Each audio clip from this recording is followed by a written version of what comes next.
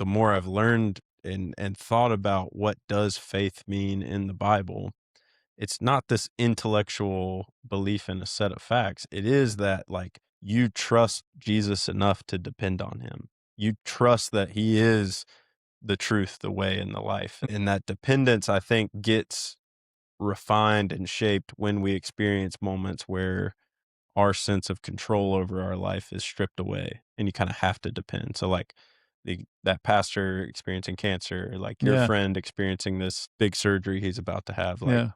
my story with this would be, my grandma recently, had just had a ton of health issues going on, and, she ended up having to go to the hospital and stay there Mhm. for a while recently, and the way it all happened, like, was a faith builder for me as well, um, because my brother, who I don't think had stopped by their house since probably Christmas time, randomly went by on I wanna say it was a Monday or Tuesday afternoon to drop off.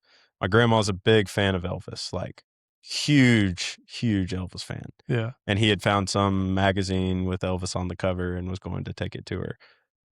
You know, just the most random thing, and, she had apparently experienced all these things the night before, and he gets over there, and she's not looking really good, and, you know, after a while, he's like, "Okay, well, let me call my mom and, get them here because my mom's a nurse." And my mom said after the fact, like, if he wouldn't have stopped by and seen how she was and, like, they were able to call an ambulance and get her to the hospital, Right. she doesn't know what would have happened. And Mhm. it was because of an Elvis magazine.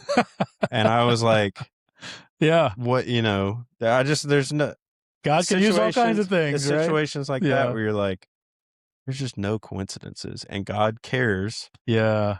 about so many things in our life that we don't have any control over, but he Yeah. does, and he's working behind the scenes to move things around, and that gives us the ability to depend on him Yeah. even when things aren't making sense or things are really scary.